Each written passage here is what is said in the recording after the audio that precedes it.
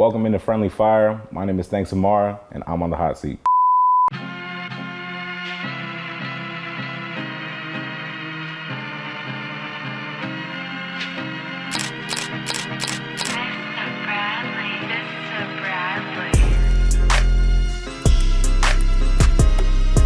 Season 3, episode 2, we back with another one, and I know I say it every time, but it's true every time, man. We just following up strong. We're following up strong. Today is it's a special one, bro. We got family in the building. This right here is high school together. I mean, boarding school in fucking Mercersburg, Pennsylvania. If you know that, I will fucking, in the comments, if you know where the fuck Mercersburg, Pennsylvania is, I don't know what you get, but you win something, trust me. Cause that is that's a blip on the map, not even. Yeah. So we got family in the building, like I said, man. The homie Amara is in the building, aka Thanks.Amara on IG and all of that, man. This right here is a mind that, man, any chance I get, even though he's younger than me, I try to pick it, man. Cause dude he knows what he's doing. He knows what he's doing. So first thing, we always start out with two things on the show. A mental wellness check-in, which is the most important. I want to make sure, everybody's good, everybody's straight. Mm-hmm. It started out with like COVID and all of that, you know what I mean? Just making sure people were good, cause that was a tough time. Yeah. But hey, it carries through, you feel me? Mental health never loses importance. So how you doing, bro? How you feeling? Man, I'm tired, honestly. Like we said, you've been nonstop, man. You've been nonstop. I can't lie. Definitely feeling burnt out. I mean, like you said, I do a lot of things. Yeah. I throw parties, I DJ. Yes, sir. Creative Strategist. Yes, sir. Work with some cool brands. I get to do some cool things. But yeah, I've been nonstop since like February. Honestly, we did throw a party series with my homies called Yellow Party. You've been to a few of those, acting up and all that. Yes, I have. Y'all need to go. Trust me. Book your fucking tickets now. Right. But we did like a little tour around Brooklyn in February. So then we had like 4 parties in February, and then we did a tour and we hit Miami, Orlando, San Antonio, DC. We threw in another New York party in there too. So we were just doing things from February till right around May. Yeah. Then May came, and then it's summer in New York, so we had a bunch of parties. So yes, it is. We've been nonstop. I also have my own, solo DJ sets, and that mixed with work, mixed with, doing a few things with artists here and there, and a bunch of stuff. I'm tired. That's my. Nah, I feel you. My status. I feel you. You've been working. You've been working. Shit, I'm blessed though. That's what I asked for. It was a position I asked to be in. So. We got to get you a break here. We got to get you a little bit of a break, man. It's summertime. You need to just enjoy the sun. The pool. I don't know, man. You need to do something. Something.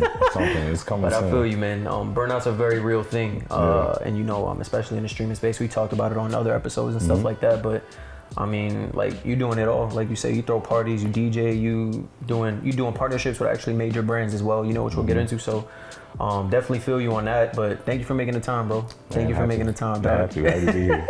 It's family, like we said. So also, we like to get this out early. Give the people just where they can find you, who you are. So my name is Amara. I'm a creative DJ.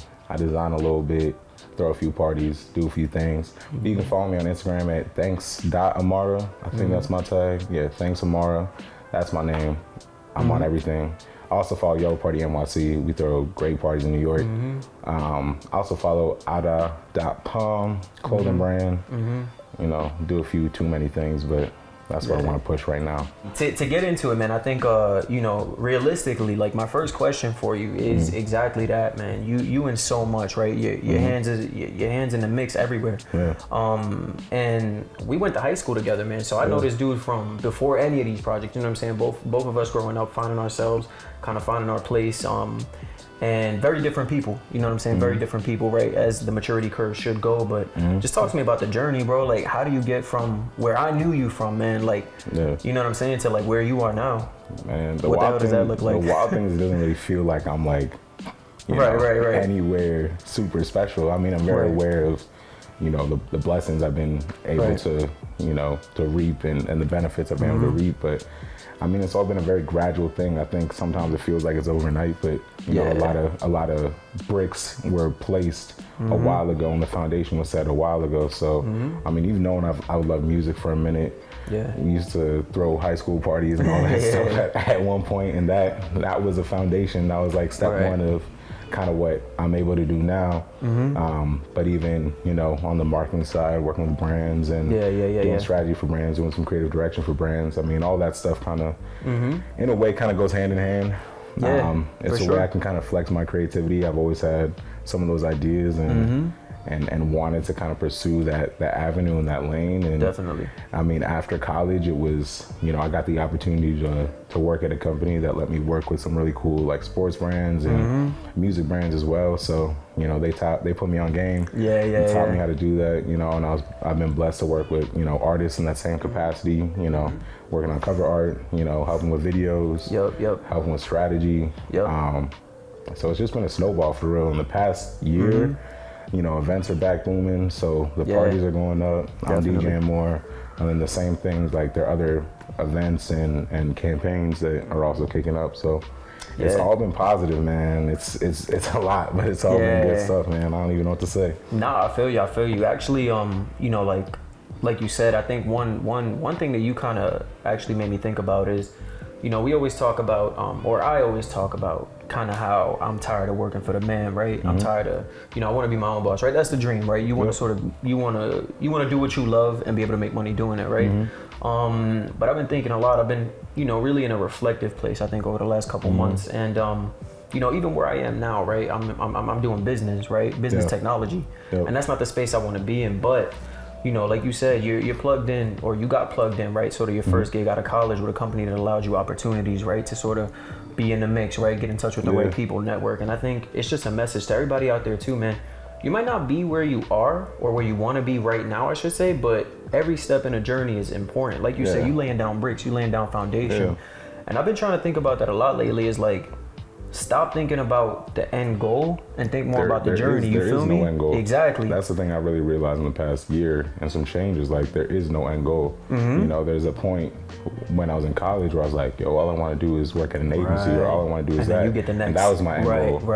And it was like, that's just the beginning. And I think that's a beautiful thing about life, though, is, you know, there is no end goal. The first time I realized that was when I got into college. Because I think that's like the biggest like end goal. Like, you work so much of your that's childhood. What we taught. Exactly. Definitely. Like, yo, get into college, go somewhere great, whatever. And I got in, and I was just like, now what? You know what I mean? Like, it was the most like anticlimactic shit ever. And I was just like, damn, like there needs to be more. There needs to be, and even just the concept of like that finish line is like, there is none. And I know you're like me too, you know, there's no complacency, right? You know, you get to a certain point and like, you know, I would say I've had successes in streaming and things like that, right? That are like marginal, but to me, it's like, as soon as I'm done with that, bro, it's not even a minute before I'm like, all right, what's next? You know what I'm saying? And so like, I've taken that whole mindset, like I said, and then turned it into a reflective sort of point of saying, nah, you know what, it really is about the journey and about the people who are around you, bro, the relationships you build, the people who are around you. Even in different spaces like you know, like, bro, me and this guy, we talk all the time, like text, you know, text basis and everything like that. So it's bigger than just, like you said, man, this end goal kind of like facade that people, you know, build for themselves. So I got a lot of respect for that and kind of the perspective that you built, you know what I mean? Definitely, man. Very humble, bro.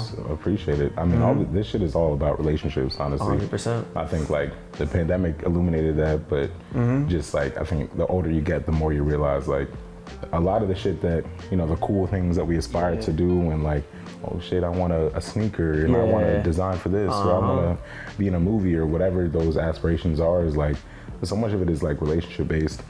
And that's like, I think it's just important in general, just like it's about building strong relationships, being good to people. And I think that's also where, you know, some of the interesting parts of life come from in general, is like meeting new people or doing shit, and just experiences, like bro. Literally 100%, 100%. I want to start out with like kind of what you mentioned, right? Which is you started out, you know, with the job out of college, you were able to get in touch with the right people, but more so like, and we speaking about the journey, right? And it's on that theme, like you recently led entirely like creative direction on a project with Foot Locker and Converse.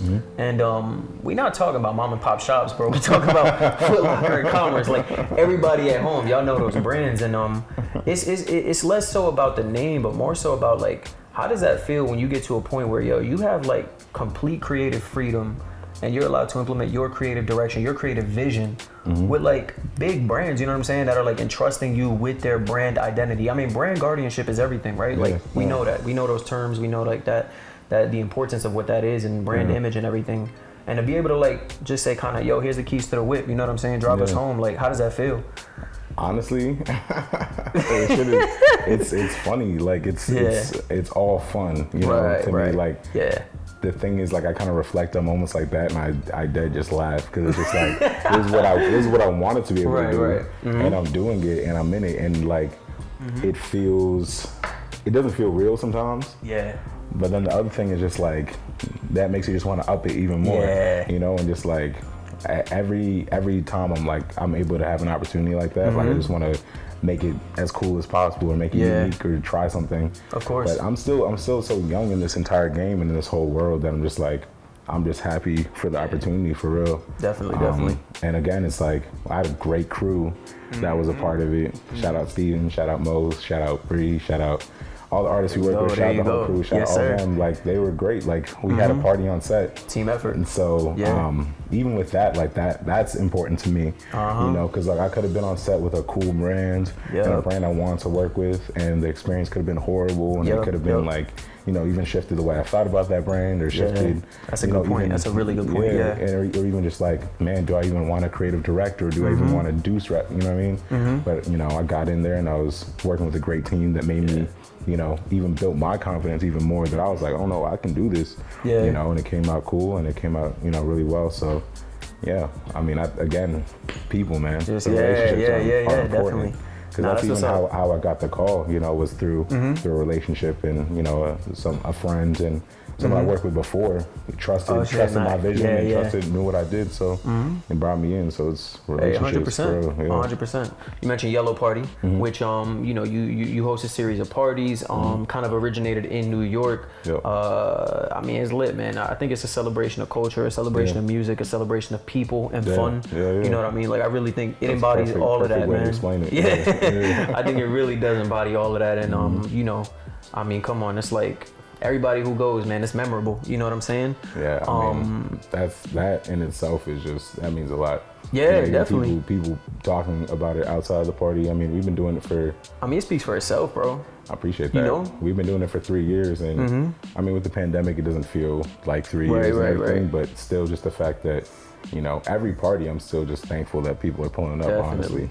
And it's been on go since we started in 2019, but literally every single time we're out there doing something, I'm appreciative of anybody that walks through the door, for real. Nah, definitely. And like you said, y'all just recently kind of did a little bit of a tour, so y'all didn't, you know, it's not only staying in New York, y'all doing bigger things outside of just the immediate network, you know, Florida, Texas, y'all went to DC, brought it back up to the city. Like, how was that, man? How was it taking it on tour and everything? Yeah, I mean, it just comes down to just like kind of what I said about like even being on set with the brands that I dreamed about being on set with. It's like, it's all funny, man. Like, life is, it's so corny, but it's just like, you know, people were like, you can do anything, blah, blah. But like, nah, like if you have a plan and you have a support system and you can kind of put certain things in place, like you can really do damn near anything.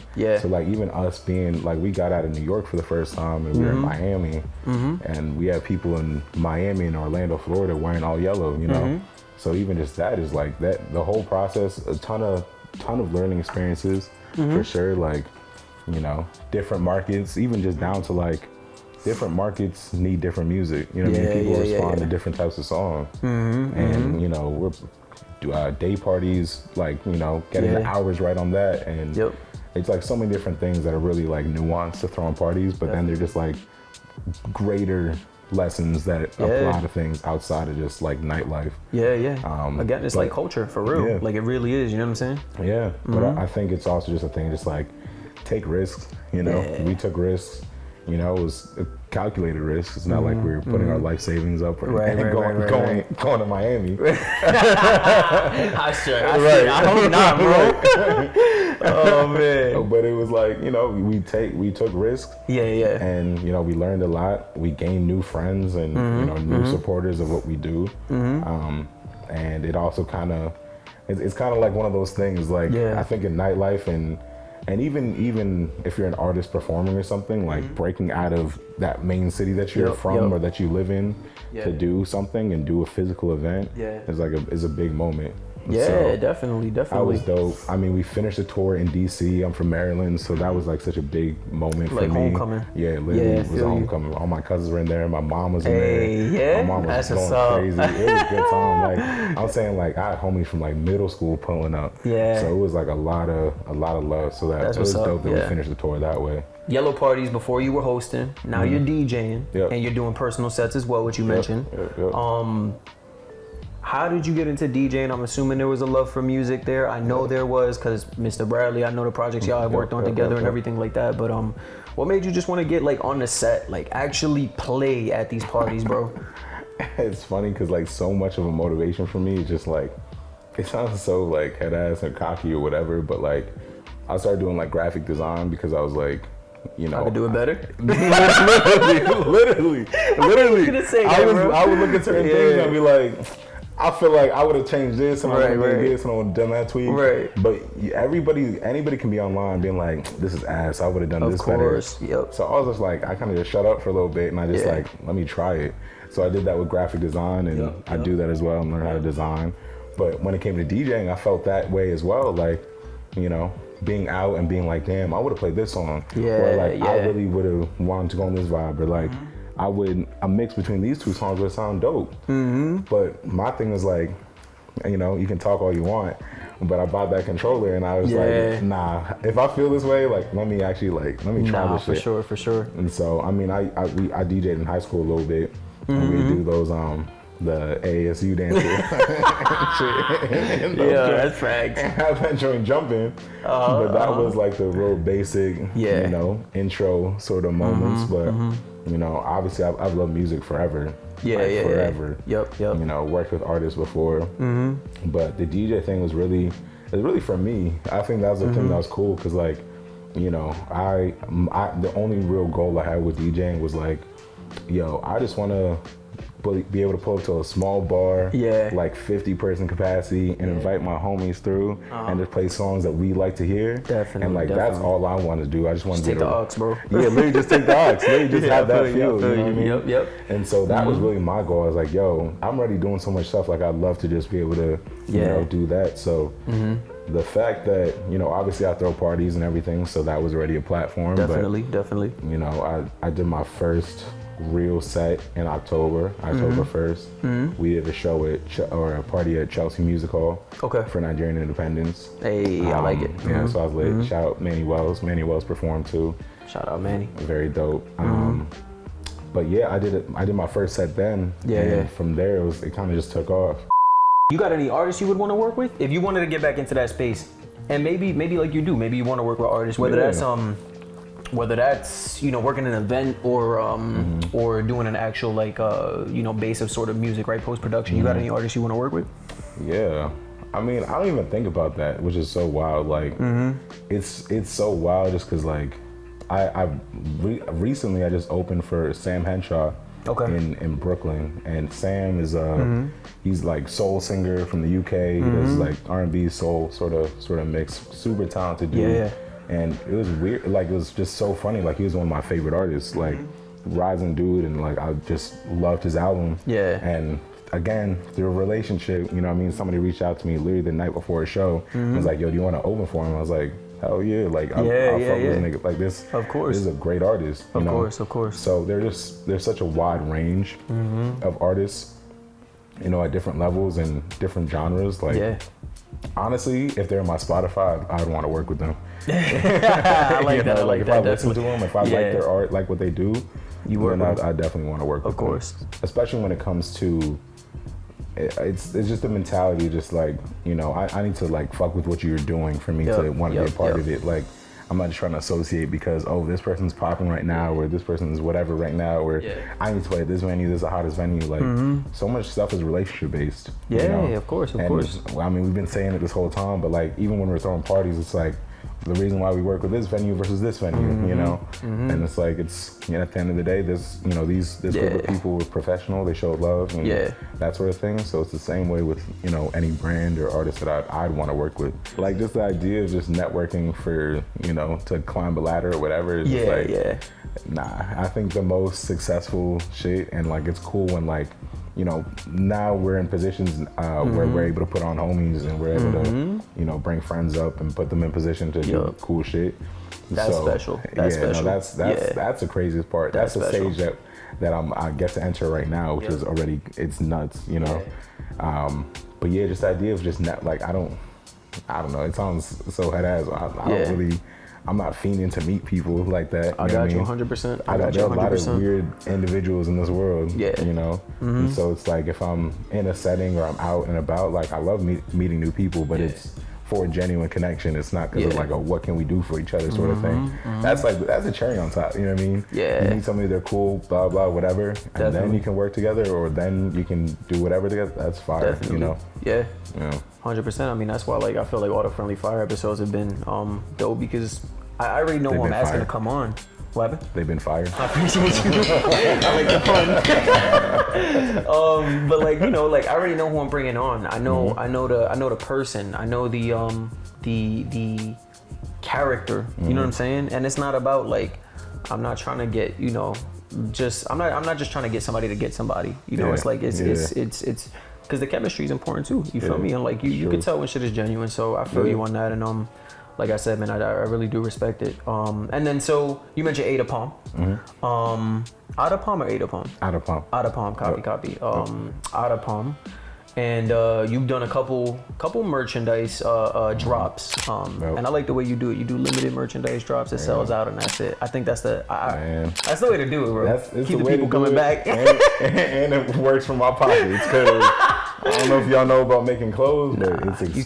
You can't have that that stock just sitting there, bro. I'll be looking at it mad as hell if I do. But even that was like that happened during the pandemic. Yep. Like, I've been designing for a little while.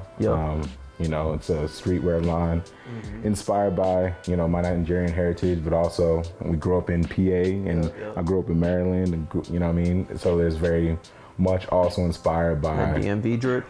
More so like American vintage and kind of things that I'd find in a thrift store in Mercersburg, going to Harrisburg. It's definitely has that feel, So that's kind of like the worlds I was trying to combine. Is very much just like a product of my influences, and you know, that thing kind of in design wise. So it really started during the pandemic, when I was just like making random designs, and I was like, this would be fire on a hat. This would be dope on a shirt. Like, I want to make some pants with this or whatever.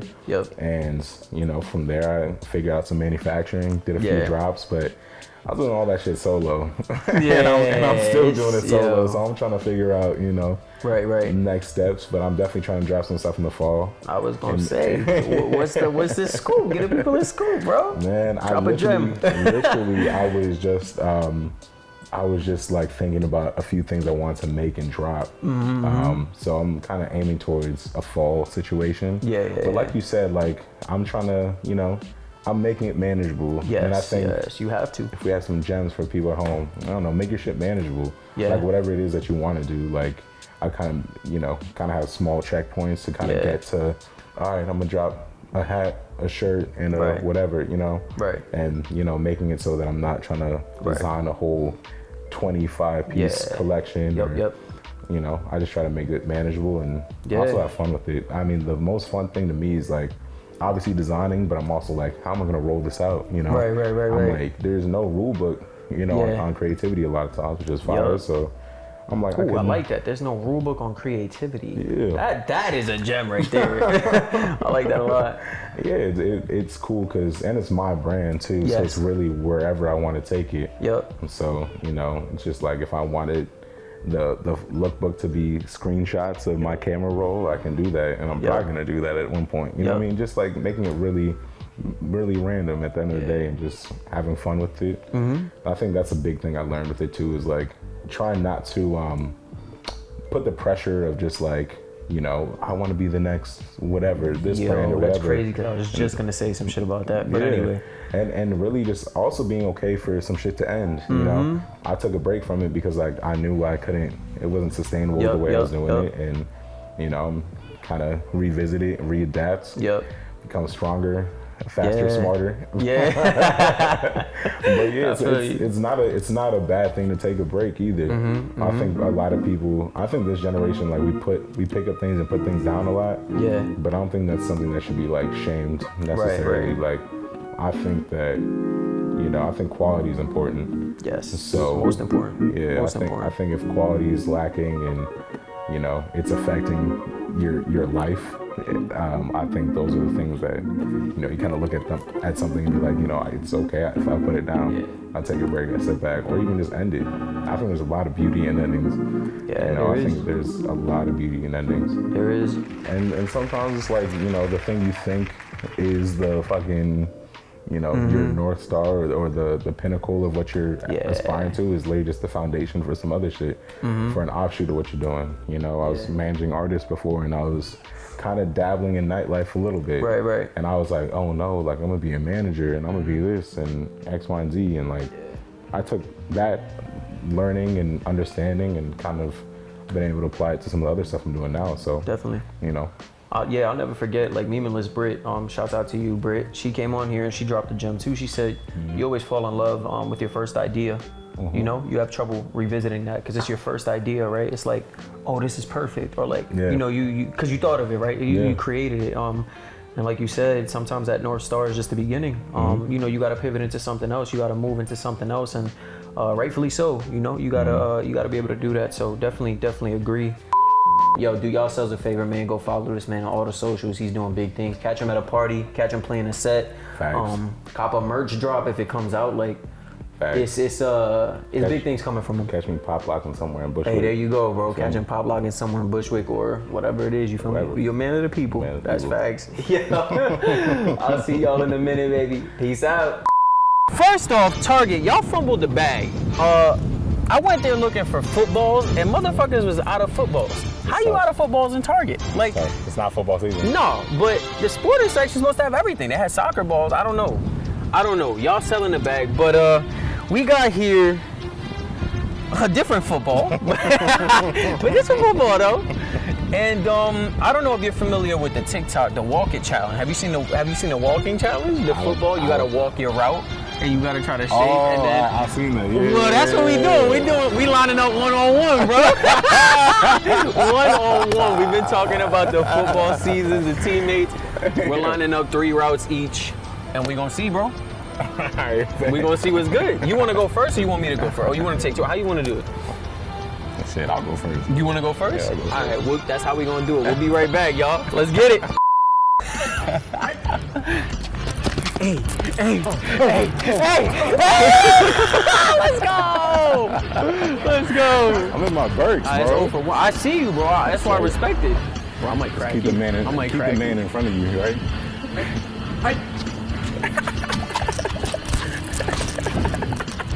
Let's go!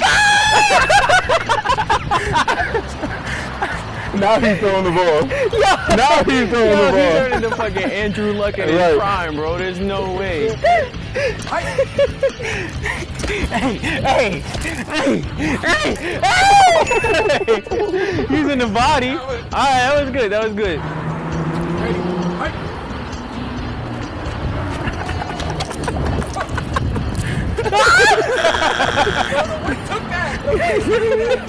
You see? I tried to hit him with the comeback, bro. Chocolates too. I didn't calculate the margin of error on right. I'm your QB.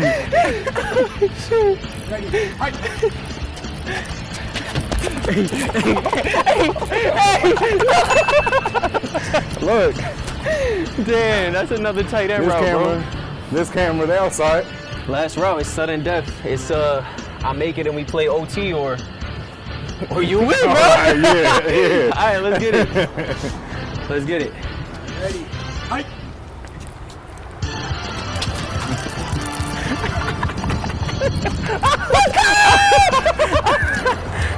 Yes, sir. He turned into Andrew Luck again.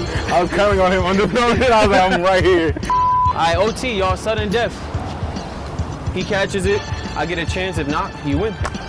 If you don't, I get a chance and I win. I got 20 on this one. You know how it is. You got 20 on this one? I got 105. Shake on that shit right there. I'll shake on that, yeah. Oh, shit. All right, we got to move up. Let's get it. Nah, I'm playing press. He doing them big body routes. I got the big body He doing them big body routes. Ready? Got the Evo shield. Hey, hey. Let's go! The pig! I'm in my prime!